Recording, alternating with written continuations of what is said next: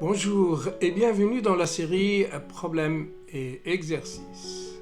Dans cette vidéo, on présente un ensemble d'exercices concernant les systèmes d'équations linéaires et les opérations élémentaires lignes et matricielles, ou encore la résolution des systèmes d'équations linéaires et les formes échelonnées lignes des matrices. Le premier exercice présente une matrice à paramètres réels et on demande de donner un système d'équations linéaires dont la matrice présentée est sa matrice des coefficients. Donc, il faut revoir la définition qu'appelle-t-on matrice des coefficients d'un système d'équations linéaires. La seconde question, on demande est-ce qu'on peut citer explicitement ou implicitement tous les systèmes dont la matrice des coefficients associés est cette matrice AM. Eh bien, donc là encore, il faut revenir à deux notions. Qu'appelle-t-on matrice des coefficients associés à un système d'équations linéaires?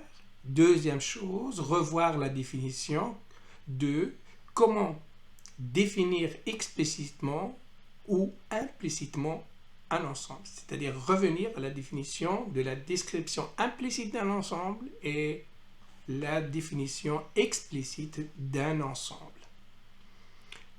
Le second exercice propose une matrice à paramètres toujours petit m réel et la première question consiste à demander un système d'équations linéaires dont la matrice élargie maintenant associée est la matrice Bm. Donc il faut revoir qu'appelle-t-on matrice élargie associée à un système d'équations linéaires.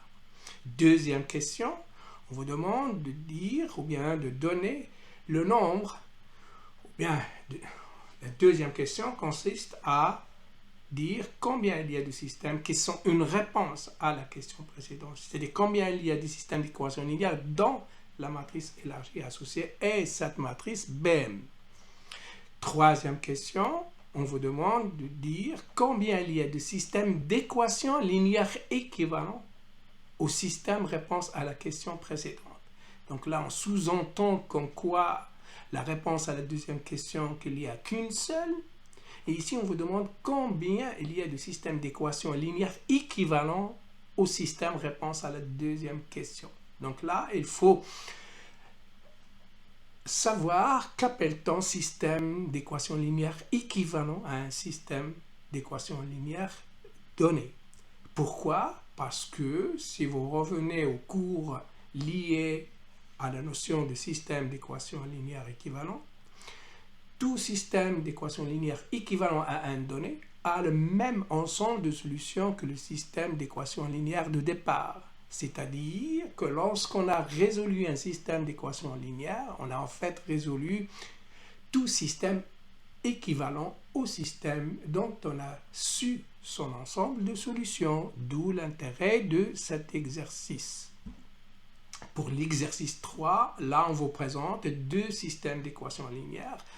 Un rectangulaire, c'est-à-dire le nombre d'équations et le nombre d'inconnus ne sont pas égaux, et un deuxième système rectangulaire, c'est-à-dire un système d'équations linéaires dont le nombre des équations est égal au nombre des inconnus, ici qui est égal à 4. Quatrième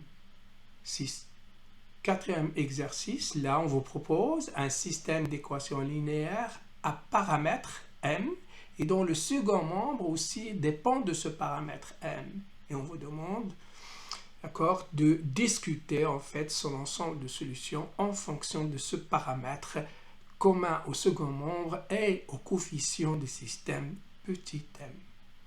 Le cinquième exercice, là on vous présente un système d'équations linéaires à paramètre petit m et à un second membre qui est variable, mais dont le paramètre et les variables du second membre ne sont pas nécessairement liées. Alors, et la première question, si on vous dit pour quelle valeur du paramètre m du système SM a une solution, et la seconde question consiste à résoudre ce système pour m égale à 1 et pour abcd égale 0, 0, 0, 1. Remarquez que la première question, on ne vous demande pas de résoudre.